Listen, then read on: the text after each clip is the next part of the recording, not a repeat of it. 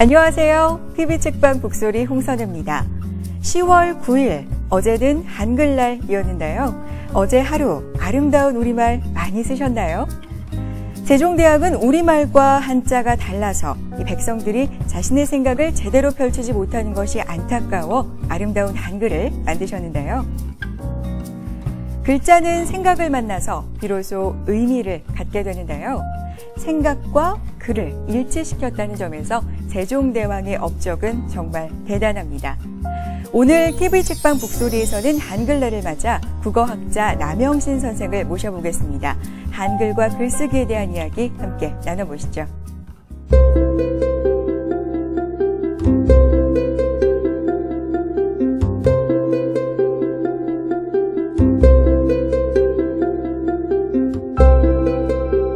제가 돈을 들이지 않고 얻은 가장 큰 좋은 선물인 것 같아요. 우리나라의 자부심이다. 제 이름도 한글이어서 저는 한글을 사랑해요.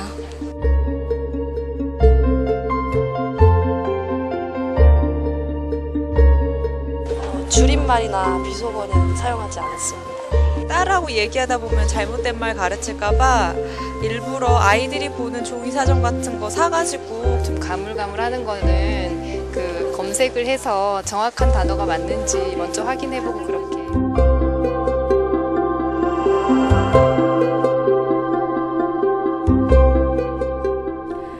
시민들에게 우리 한글의 의미 그리고 지키려는 노력까지 들어봤는데요. 재치 있는 답변도 있었고 꽤 진지한 답변도 있었는데 우리 한글을 소중하게 생각하는 마음만큼은 똑같았던 것 같죠. 자, 오늘도 제 곁에는 든든하게 함께해 주실 김성신 평론가님 나와주셨고요. 어서 오세요. 네, 안녕하세요. 반갑습니다. 네. 평론가라는 직업도 굉장히 우리말에 민감한 직업 아닌가요? 좀 강박관념이 있지 않으세요? 네, 있습니다. 그렇죠. 네, 책 이야기하고요. 또 그것을 글을 쓰는 입장에서 야 이거 정말 토시 하나라도 틀리면 정말 부끄러운 일 아닐까 싶어가지고요. 그런데도 완벽하게 쓰지 못하는 것 같습니다. 제가 강박관념이 있으신 것 같다 이렇게 느낀 게요. 저희 단체 톡이 있잖아요. 왜? 이렇게 방송하는 분들 다 모여있는 톡이 있는데, 거기 뭘 이렇게 남기시다가도 다시 올리세요. 같은 내용을. 문장이 이상해서요. 다시 올립니다. 이런 식으로. 그래서 그때 제가 눈치를 챘죠. 아, 강박관념이 있으시구나. 네. 방송인들도 바른 언어 사용이 상당히 중요하잖아요. 그렇죠. 저같이 진행하는 사람들도. 그래서 오늘 상당히 배울 게 많은 시간이 되지 않을까 기대가 됩니다. 국어학자 남영신 선생님 모셔보겠습니다. 어서 오세요. 네, 반갑습니다. 반갑습니다. 네. 어제가 한글날이었습니다. 네. 작년부터 이제 공휴일이 그렇습니다. 돼서 이제 두 번째를 맞고 있는데 국어학자의 한글날 뭔가 좀 특별하지 않을까 이런 생각이 특별하죠. 들어요. 어떻게 보내셨어요? 한글날이니까 한글을 창제하신 세종대왕님 뵙고 그다음에 한글을 발전시키는 소위 중흥시킨 분이 한 분 계세요. 네네. 누구실 것 같아요? 주시경 네, 선생님. 맞습니다. 네. 한흰샘 주시경 선생님. 네. 그분의 조형물이 세종문화회관 뒤쪽에 가면은 세종 주시경 마당이라 해가지고 만들어 놓고 거기에 헐버트 박사하고 조형물을 만들어 놨거든요. 거기 가서 감사합니다. 예. 그리고 이제 기념식 참석하고요. 또 저희는 특별히 한글날이기 때문에 더욱 하는 일이기도 합니다만 우리 말을 얼마나 사람들이 잘 사용하는지 못하는지 일에 좀 관심이 많잖아요. 그래서 저희가 올해부터 올해 우리나라 사람들이 쓴 말 중에 가장 나쁜 말이 뭔가? 뭐 정치인, 뭐 행정가 또는 방송인, 연예인, 또 일반 지식인들, 또 성직자를 포함해 가지고요. 그분들이 한 말 중에 가장 나쁜 말. 그러니까 사회의 언어 환경을 가장 흐트러뜨리고 지저분하게 만든 말이 뭔가 이걸 시민들에게 직접 물어보는 그런 행사를 광화문 광장에서 했습니다. 뭔가 씁쓸한 대회이긴 한데 그렇습니다. 어쨌든 그런 걸 통해서 좀 자정할 수 있는 그런 반성의 계기가 될 수 있을 것 같네요. 신경은 좀 써 주십사 하는 얘기죠. 네, 그렇군요. 본격적인 그러면 대담에 앞서서 저자 소개 먼저 해드리겠습니다. 처음에 국어학자로 소개를 해드렸는데 사실 전공은 국어하고는 좀 거리가 멀어요. 법학을 전공을 하셨어요. 71년 서울대학교 법학과를 졸업하신 뒤에 개인적으로 한글을 공부하시고 최초로 우리말 분류사전을 펴내셨습니다. 그 이후로도 국어 용례사전, 국어 청년의 성공과 실패, 4주간의 국어 여행, 나의 한국어 바로쓰기 노트, 한국어 용법 핸드북 등을 집필하시면서 한글을 위해서 평생을 바치셨습니다. 물론 지금도 그 한글 사랑 진행 중인데요. 98년에 국어문화운동본부를 설립하셨어요. 현재까지 국민들의 바른 국어 생활을 위해서 애를 쓰고 계십니다. 이 질문을, 이 소개를 보고 나서 안 드릴 수가 없을 것 같아요. 전공 법대를 나오셨잖아요. 71년에 서울대 법대를 졸업하셨는데 당시에 사실 서울대 법대를 나오셨던 정도면 사실 뭐 굳이 사법고시 아니더라도 탄탄대로랄까요, 소위? 이런 게 좀 약속된 길이 아니었을까 싶은데 한글이라는 길을 선택하신 이유가 궁금해요. 제가 고등학교 졸업할 때까지는 이런 데 관심 있는지를 몰랐어요. 그러니까 서울대 법대로 간 거죠. 근데 가서 보니까 뭔가 좀 다른 걸 좀 느꼈죠. 제 경험으로는 법학을 제가 공부를 해야 되니까 예를 들어 민법, 형법, 상법 이런 거 공부를 해야 되잖아요. 그 공부를 해야 되는데 거기 사용하는 언어가 너무 우리가 알 수 없는 언어를 많이 사용한다는 거죠. 그러니까 우리가 지금 소비자인데, 언어의 소비자인데 우리가 알 수 있도록 설명을 해줘야 되잖아요. 우리가 최소한도 약간 배우면은 이해할 수 있는 그런 언어를 사용해가지고. 그런데 그 당시에는 지금은 많이 좋아졌습니다. 그 당시에는 부끄러운 얘기지만 거의 일본어, 일본식의 법률 용어, 표현까지 아주 기가 찬 게 하나가 있어요. 소개해드릴게요. 그 당시 법 조문에 차한에 부재하다 이런 말이 있어요. 차한에 부재하다. 차는 이차자, 한은 한계 하자, 부재 없을 부자 있을 제자.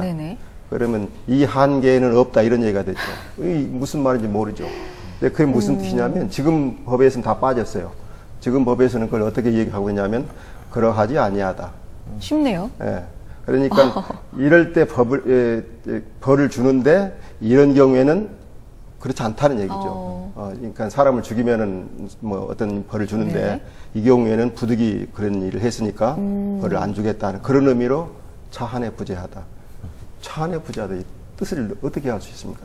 그런 쉬운 말을 그렇게 이런 어렵게. 간단한 것까지도 그 일본에서 쓰던 그런 용어들 그대로 써가지고 법을 만들어 놓고 그걸 가르치고 좀 분노할 이유가 있죠. 그래서 그야말로 국어를 사랑하는 그 마음 하나로 평생을 이제 국어학자로 살아오셨습니다. 사실 그래서 저희에게 우리 국민에게 한국인에게 더 소중한 존재가 되신 게 아닌가 이런 생각도 저는 해보게 되는데요. 최근에 이 글쓰기에 관한 책을 내셨습니다. 글쓰기는 주제다. 오늘 이 책을 주제로 말씀을 나눌 텐데요. 이 주제 제시와 그 뒷받침이라는 그런 간단한 원리를 가지고서도 그거 하나만 숙지를 해도 충분히 아주 좋은 글과 문장을 쓸 수 있다. 이런 것을 이제 이 책에서 말씀을 해주고 계십니다. 그래서 주제, 또 주제화 이런 이제 개념을 이제 중심으로 해서 글쓰기를 이제 안내하고 계시고요. 나아가서 독자들이 실제로 글을 이제 쓸 때 도움을 받을 수 있는 그런 글쓰기 프로그램 이런 것들 이제 소개하고 있는 그런 책이라고 저는 이 책을 우선 간략하게 소개를 드릴 수 있겠는데 질문 좀 드리겠습니다. 이 글쓰기에 대한 책을 쓰셔야겠다 이렇게 마음을 먹으신 특별한 어떤 이유나 계기가 있으셨습니까? 네, 물론 있죠. 제가 처음에 어휘 중심으로 단어 중심으로 우리 말을 보급하는 그런 일을 했죠. 그래서 그 다음에 그 단어를 조합해서 문장을 만드는 소위 그 문법적인 책, 그게 이제 나의 한국어 바로쓰기 노트죠. 그래서 문장을 어떻게 구성할 것인가. 문장을 구성했으면 자기 생각을 어떻게 드러낼 것인가. 이게 글쓰기죠. 그래서 한국인의 언어 능력이 어휘 중심에서 문장 중심으로 그 다음에 글 중심으로 이렇게 쭉 이어져야 된다고 생각하고요. 그래서 한국인들의 표현 능력이 지금보다는 상당히 좀 높아져야, 그래서 그 표현되어 있는 정보를 서로 소통해야 우리 언어의 능력뿐만이 아니고 아까 그 언어 막말하는 거 네네. 이런 것도 많이 줄어들 겁니다. 자기가 글을 써보면은 욕으로는 못 쓰잖아요, 글을.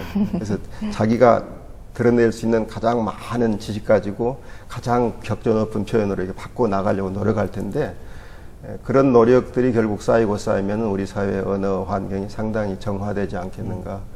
그리고 한국인의 글쓰기 능력이 높아지면 모든 사람들이 자기 위치에서 알고 있는 지식이나 경험한 것을 글로 만들어내면 다른 사람들이 그걸 공유할 수가 있잖아요.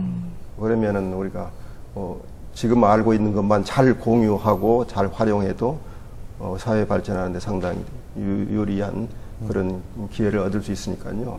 그래서 글쓰기를 국민들이 잘하게 하는 게 제 이제 목표 중에 하나죠. 국민들의, 이 시민들의 전체적인 글쓰기 능력이 좀 높아져서 각자 자기 이름을 내건 책을 몇 권 좀 가졌으면 좋겠다. 좋았습니다. 네, 뭐 그런 표현하신 것도 상당히 기억에 남는데, 사실 한글 자체는 한문보다, 한자보다 굉장히 쉽잖아요. 그렇습니다. 그렇죠. 세종대왕님께서 사실 그런 취지로 만드셨고요. 그런데 바르게 쓰는 건 상당히 어렵다라는 생각이 들어요. 쉽게 맞춤법, 가장 기본적인 맞춤법도 사실은 굉장히 어렵거든요. 이렇게 좀 어렵게 느끼는 이유랄까요? 이런 건 뭐라고 생각하세요?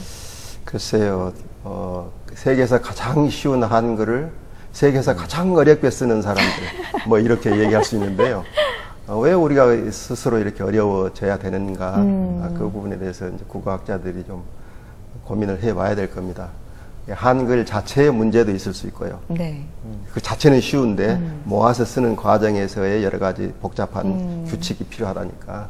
그래서 그 한글 자체의 문제도 있을 수 있고 한글을 쓰는 방식의 문제 있을 수 있고, 그러니까 우리가 마음을 열고 한글을 한국인이 가장 한국어에 맞게 잘 쓸 수 있는 방법을 찾아내는 노력을 해야 됩니다.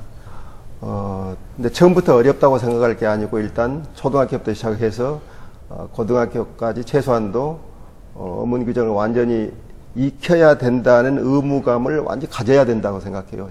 일단 그것부터 하고 나서 그래도 어려우면 그 부분을 어떻게 해소할지 생각해야 되는데요. 되게 어렵다고 하시는 분들 죄송해요. 누구를 지칭하는 거 아닙니다. 네. 계속 어렵다고 하시는 분들은 평소에 한글 맞춤법이 어떻게 되는지 잘 모르고 있다가 자기가 쓰고 아니라 그러니까 이게 왜 한글이 이렇게 어렵냐 이러는데요. 영어도 마찬가지죠. 스페링 얼마나 어렵습니까? 일본어는 더 어렵죠. 더 어려운 언어도 있는데 그거는 학교 학습 과정에서 전부 이걸 수용을 해서 많이 가르치니까 되는데 우리는 그 부분을 좀 소홀히 하는 것 같아요. 맞춤법을 제대로 가르치고 그대로 제대로 쓰는 거를 학교에서부터 검열 아니면 무슨 시험 하더라도요. 그래서 어떤 보고서 낼 때 그런 맞춤법에 어기면 안 된다 이런 얘기를 계속 반복적으로 해주면 대학교 나온 후에는 우리가 그런 걱정 안 하지 않겠는가. 앞서서 우리 국민들은 글쓰기를 너무 어렵게 생각한다. 좀 쉽게 생각했으면 좋겠다. 이렇게 말씀해 주셨는데 그 생각과 바람이 이 책에 고스란히 드러나 있는 것 같습니다. 네. 정말 이대로만 따라하면 글쓰기 뭐 어렵지 않겠는데 이런 생각 들더라고요. 총 4장으로 책이 구성이 되어 있는데요. 1장부터 3장까지는 좋은 글을 쓰기 위한 방법을 쭉 서술을 하셨어요.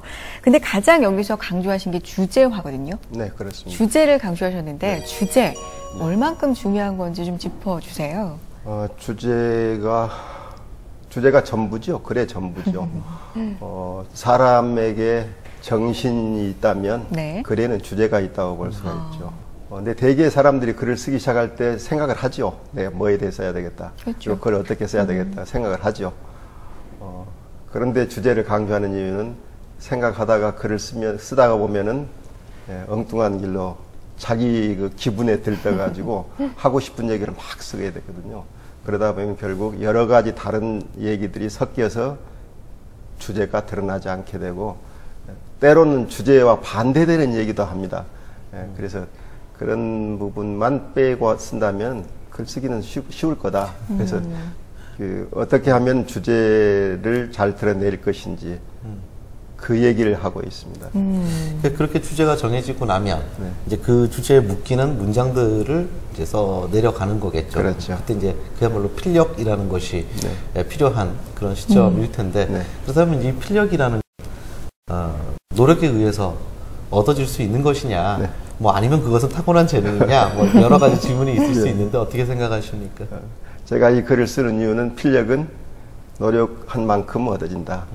그 결론을 말씀드리고 있는 거죠. 그래서 대개 지금 글을 쓰고 있지 않으신 분이나 자기가 글을 쓸 때 조금 어려움을 느끼신 분은 타고난 건 아닌 게 분명해요. 그렇다면 그런 분은 글의 원리만 조금 체득하시면은 그게 별게 아니네 라고 생각할 수가 있습니다. 그래서 그 얘기를 이제 글쓰기의 주제 또 주제화라는 걸로 이제 풀었는데요. 주제화하는 방법이 너무 간단하거든요. 주제에 맞는 정보를 제공해 주면 되는 거거든요. 그러니까 주제에 맞는 정보를 제공해 주고 안 맞는 건 빼고 자기가 쓰고자 하는 글 중에서 그러니까 제가 볼 때는 쓰고 싶은 대로 다 쓴 다음에 무조건 생각나는 대로 다 쓴 다음에 맞춤법 표준어 규정 뭐 지키고 안 지키고 이건 별개고 그냥 쓴 다음에 이 중에서 주제가 맞나 안 맞나 주제에 맞나 안 맞나 봐서 맞지 않은 거 빼기만 해도 글이 점점 체계를 잡혀갈 수가 있거든요. 그래서 그런 방식으로 한번 해보시면 좋겠어요. 이게 글쓰기가 또 요즘 상황하고 세대하고 전혀 나눠서 별개로 생각할 수가 없을 것 같은데 요즘 사람들이 글을 어디에 제일 많이 쓰지 생각을 해보면 SNS예요. 트위터 같은 경우는 사실 글자 수도 굉장히 적잖아요. 140자, 그죠? 그 안에서도 그러면 주제를 갖춰서 그럼 글쓰기가 가능할까요? 하면요. 그러니까 모든 문장 하나를 쓸 때도 주제를 생각하고 쓰면 문장이 달라집니다. 주어와 서술어, 어떤 주어를 쓰고 어떤 서술어를 고를 것인지 그리고 그 서술어를 어떤 단어로 수식할 것인지 이게 자기 어떤 주제를 생각하느냐에 따라 달라질 수가 있거든요. 그래서 모든 글은 길고 짧고를 불문하고요. 모든 글은 주제를 향하는 방식으로 고민을 하면서 써야 되거든요. 주제 생각한다면 그냥 나온 대로 생각하는 대로 쓰는 게 아니고 고민을 좀 해야죠. 이게 내가 생각하는 것과 맞나? 내가 하고자 하는 얘기가 맞나? 140자 썼지만 써놓고 내가 얘기하고자 하는 게 이게 진짜인가? 한번 검토해 보시면 그게 이제 주제화하는 하나의 방법이죠. 책의 첫 번째 장부터 세 번째 장까지 이제 방법을 구체적으로 제시를 해주셨고 마지막 네 번째 장에는 본격적으로 글을 써보라고 권유를 하고 계시는데 그 부분이 상당히 우리 시민들의 마음속에 와닿지 않을까 생각이 들어요. 저자님의 목소리로 직접 한번 들어볼 수 있을까요? 예, 그렇게 하죠. 읽어주세요. 혹 나에게 무슨 글을 쓰면 좋겠냐고 굳이 묻는 분이 있다면 나는 이렇게 말하겠다. 기록하는 글을 쓰시오. 그렇다. 나는 가능하면 많은 분이 기록하는 글을 쓰기 바란다. 기록하는 글쓰기는 비교적 쉽게 시작할 수 있을 뿐 아니라 다른 글쓰기를 가능하게 해주는 기반이 되기도 한다. 기록문을 쓰면 사실이나 사건에 대한 기록이 쌓이게 되어 개인적 글쓰기나 사회적 글쓰기를 할 때 이를 좋은 글감으로 활용할 수 있어서 좋고 기록문을 쓰는 동안에 글쓰기 능력이 커질 것이니 더욱 좋은 일이다. 기록문 쓰기를 어느 정도 한 뒤에는 각자 쓰고 싶은 글을 쓰면 된다. 기록문을 써본 사람은 어느 순간부터 쓰고자 하는 어떤 분야의 글이라도 그리 어렵지 않게 쓸 수 있게 될 것이다. 이 책의 대목을 듣다 보니까 일기 쓰기 하는 것부터 시작하면 참 좋겠다 이런 생각도 그렇습니다. 그래서 우리 학교에서 일기 쓰기를 장려하죠. 아이들 아주 어렸을 때부터 그걸 습관화하는 게 아주 중요하고요. 그리고 이제 좀 고학년으로 넘어가면 자기 주위에서 일어나는 일, 사건, 사고 또는 가정에서 일어나는 일 이게 써놓으면요 가정 역사가 될 수 있습니다. 또 가족사가 될 수 있고요. 할아버지가 그걸 쓰고 아들이 쓰고 손자가 쓰고 이게 족보보다도 확실한 가족사가 되는 거죠. 그래서 그런 글이 각 가정마다 있다면 가정에 들어갔을 때 우리 가족의 글입니다. 보여주고 또 서울시에도 그런 가족사 중에 중요한 것을 예를 들어 저희가 마포 사는데 마포 주민의 가족사 놓고 또 어디 종로 주민의 가족사. 그러면 그 가족사에 보면은 그 당시에 그 지역의 문화가 도리가 없이 문화가 나타나겠죠. 아주 정교하게 생생하게 나타나는. 예. 우리가 역사, 학교에서 배우는 역사보다 훨씬 더 정교한, 그래도 우리의 삶과 그냥 직결되어 있는 그런 역사를 우리가 읽을 수가 있습니다. 후세들은 너무 재밌겠어요. 예. 그거 보면. 그래서 학교에서도 그런 가족사를 읽히게 하는 그런 프로그램들이 있어야 됩니다. 다른 나라에는 그게 있죠. 그래서 결국 우리가 이 기록하는 글이라는 건 일기에서 시작해가지고 우리 역사까지 가는 거거든요. 조선 왕조 실록, 뭐 이것도 그런 기록하는 글쓰기지 않습니까? 그래서 기록하는 글쓰기를 우리가 좀 더 열심히 해볼 필요가 있다고 생각해서요. 적극적으로 우리 시민들이 글쓰기 할 때 기록하는 글도 한번부터 시작을 해보시라고 요청을 했습니다. 글쓰기 어떻게 하면 잘 쓸 수 있을까? 그 비법을 알고 싶으신 분들이 또 이 책 집으시는 분들 상당히 많을 것 같은데, 저도 언론사 준비하면서 글쓰기가 어떻게 하면 잘 되지? 이런 고민 많이 했거든요. 그때 조언으로 많이 들었던 게 좋은 글을 베껴라. 이런 조언 좀 많이 들었었어요. 그러다 보면 너한테도 좋은 글이 언젠가 나올 거다. 근데 그걸 좀 좋은 방법은 아닌 것 같다. 이렇게 또 책에 써주셨더라고요. 설명 듣고 싶어요. 글쓰기를 익히는 방법 중에 하나가 빨리 익히는 방법 중에 하나가 나무 글을 베끼는 걸 거예요. 베끼어 놓으면 그 글은 좋은 글이니까 그걸 베끼다 보면은 약간의 능력이 생길 겁니다. 초기에는 그렇게 할 수가 있겠죠. 중요한 거는 우리가 주제가 있는 글쓰기를 하자는 그런 취지로 지금 글쓰기를 하는 거 아닙니까? 주제가 있는 글쓰기를 하려면은 주제를 누가 만듭니까? 자기가 만들어야죠. 자기가 주제를 만들고 또 그걸 주제화해내는 건 또 누가 해야 되죠? 그건 또 내가 해야 되잖아요. 내가 해야 되는데 결국은 내가 내 머릿속에 나오는 어떤 그 생각으로 전부 글을 써 가야 되는데, 이제 나무 글을 베낀다는 거는 그 작업이 없다는 거는 그래서 남이 해놓은 거를 그대로 받아들여야 되는 그런 일이니까, 그런 정도의 글을 쓰게 만드는 데는 속성과로 그런 방법이 쓰일 수가 있죠. 그러나 이제 우리가 그런 빨리 어떤 걸 해야 되는 그런 그 강박관념이 없는 일반 시민들이라면 차분하게 자기 생각으로 주제를 만들어내고 또 자기 생각으로 또 자기가 뛰어다니면서 정보를 수집해서 그걸 주제화하는 노력을 하시면, 이게 뭐 1년 정도 하시면은 벌써 확 달라질 거예요. 그러니까 급하게 생각하지 않으시는 분이라면 베끼는 것보다 스스로 주제가 있는 글쓰기 쪽을 연습해 보시라, 직접 써 보시라 하는 것을 제가 강조하고 있습니다. 네, 참 와닿네요. 그렇죠. 네, 독자분들도 궁금한 점이 많으셨습니다. 독자 질문 들어보고 대답 이어가죠. 네, 선생님께서 그 표준어 대신 사용해야 된다는 공통어에 대해서 좀 더 알아보고 싶습니다. 네, 요즘에는 우리말이 버젓이 있는데도 영어나 외래어를 많이 쓰는데 언젠가는 한글이 없어질 수도 있을까요? 저는 제가 쓴 글 남한테 보여주기 부끄럽더라고요. 조언 한마디만 해주세요. 네. 이런 질문도 있었습니다. 이 공통어에 대한 질문이 사실 굉장히 중요한 질문이라는 생각이 들고요. 어렸을 때부터 표준어는 옳은 말이고, 뭐 말하자면 지방 방언은 쓰면 안 되는 말이고, 말하자면 이렇게 좀 고정관념화되어 있는 부분들도 있고요. 근데 최근에 와서는 또 이 하나의 이제 문화 현상이기 때문에 그것을 또 방언을 보존해야 하는 뭐 이런 그 입장도 있고요. 이 공통어 사용이라는 부분들의 의미에 대해서 좀 짚어주시면요. 네, 개념을 우리가 공통어라 하면은 표준어와는 조금 다르게 쓰고 있는 거거든요.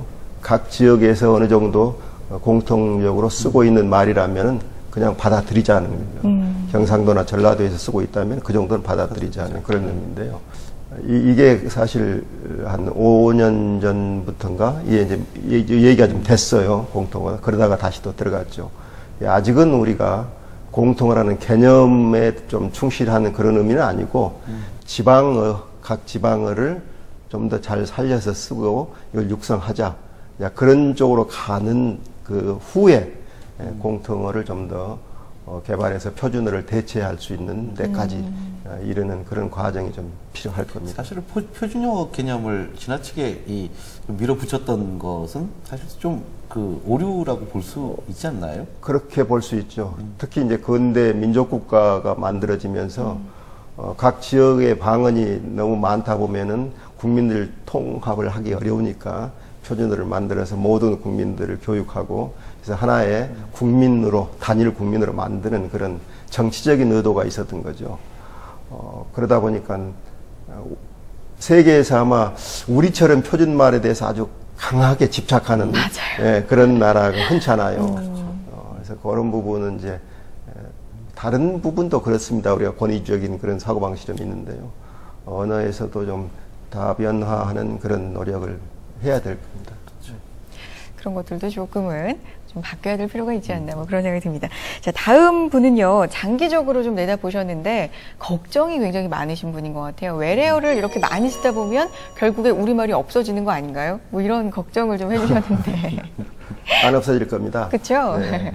왜냐하면 일단 한국어를 사용하는 인구가 약 한 8천 정도 됩니다. 8천만. 그리고 한국어로 이미 만들어진 문화유산이 만만치 않습니다. 네. 그리고 또 현재 우리 한국의 국력이 또 만만치 않습니다. 그렇게 사라질 정도의 그런 국력이 아닙니다. 그래서 그런 걱정은 거의 좀 기우에 지나지 않다고 보고요. 다만 이런 건 있죠. 한국어가 지금처럼 외국어나 또는 외래어의 침입에 노출돼 있다면 계속 한국어가 점점 위상이 낮아질 확률은 있어요. 그러니까 고급 한국어, 학문도 하고 정치도 하고 경제도 하고 이런 고급스러운 분야에서 써야 되는 한국어가 점점 사라지고 하위 언어로서 우리가 일상적으로 그냥 밥 먹고 놀고 하는 데만 쓰는 그런 언어로서 지위가 좀 낮아질 수가 있습니다. 사실 우리 역사적으로 봐도 현재 우리 한국어가 상당히 내용이 좀 부실하거든요. 네. 왜냐하면은 과거 우리 선조들이 한문으로 모든 언어 생활, 고급 언어 생활을 한문으로 하고 그냥 밥 먹고 노는 거는 우리말로 하고 그러니까 그 어휘 중에 보면은 정말 개념어, 철학적인 언어 그런 언어가 상당히 부족해요 우리 한국어에. 그리고 이제 뭐 색을 나타내는 말이라든지 또는 일상적으로 구체적인 사물을 지칭하는 낱말은 또 여러 가지 있어요. 그러니까 일상적인 언어로는 괜찮은데 그리고 사라질 염려가 없는데 학문어 또는 고급 언어로서는 점점 더 저급해질 거다. 그럴 확률이 있다. 그래서 우리가 각 분야에서 대학에서 연구할 때 물리학을 연구하는 교수도 마찬가지고 철학을 하는 교수도 마찬가지고 우리말로 학문을 하는 노력을 해줘야 되고요.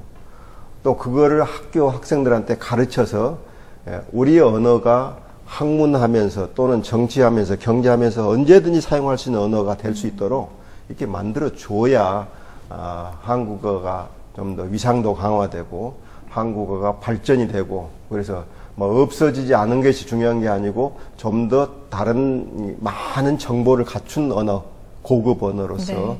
발전해 나갈 수가 있을 겁니다. 너무나 제가 공감이 가는 질문이었어요. 아까 기록하는 글 추천을 해주셨잖아요. 근데 이분은 자기가 쓴 글을 남한테 보여주기가 너무 창피하다, 창피하다 뭐 그런 말씀해 주셨는데 저도 그랬어요. 뭔가 피드백을 받고 싶어도 네. 이렇게 글을 보여주는 게 마치 발가벗는 것처럼 왜 이렇게 낯뜨겁고 창피한지 그랬거든요. 어떤 조언해주고 싶으세요? 네. 걱정하지 마시라. 네. 모든 사람은 다 서툰 사람들이다. 네.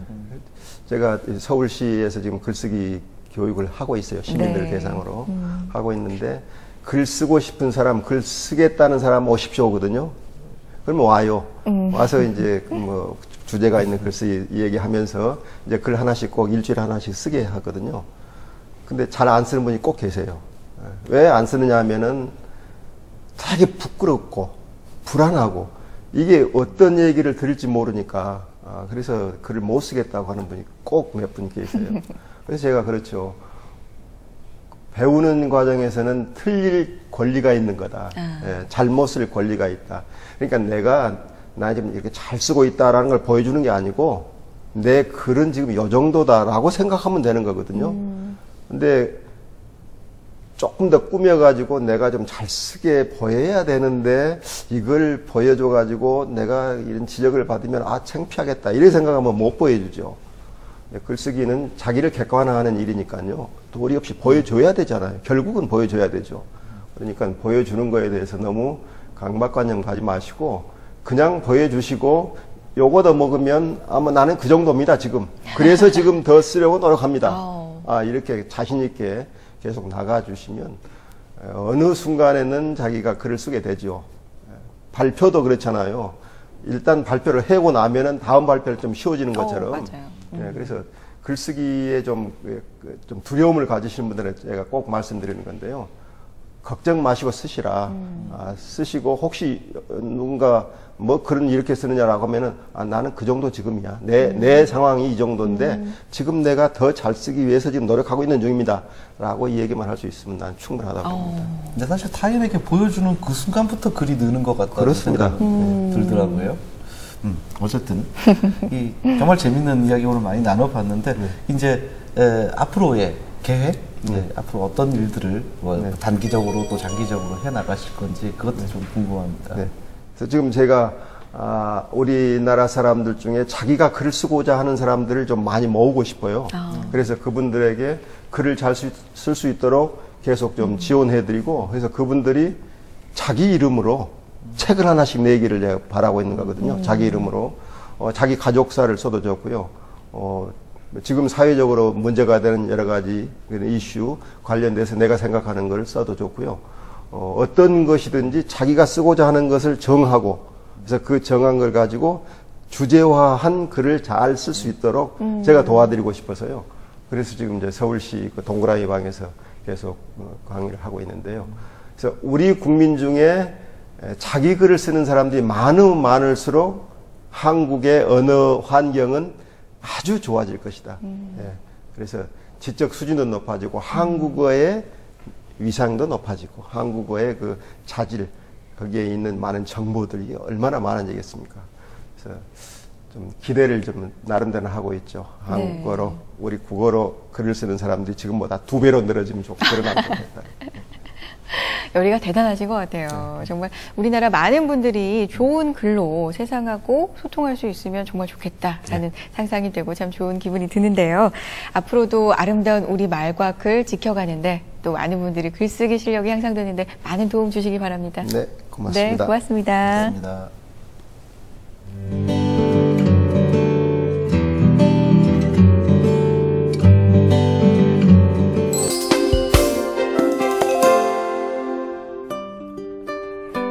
사람의 것 중에 변하지 않는 것은 없습니다. 한글도 처음 만들어진 이후 몇 번의 변화의 과정을 거쳐 지금의 24글자가 되는데요. 좋은 변화와 나쁜 변화,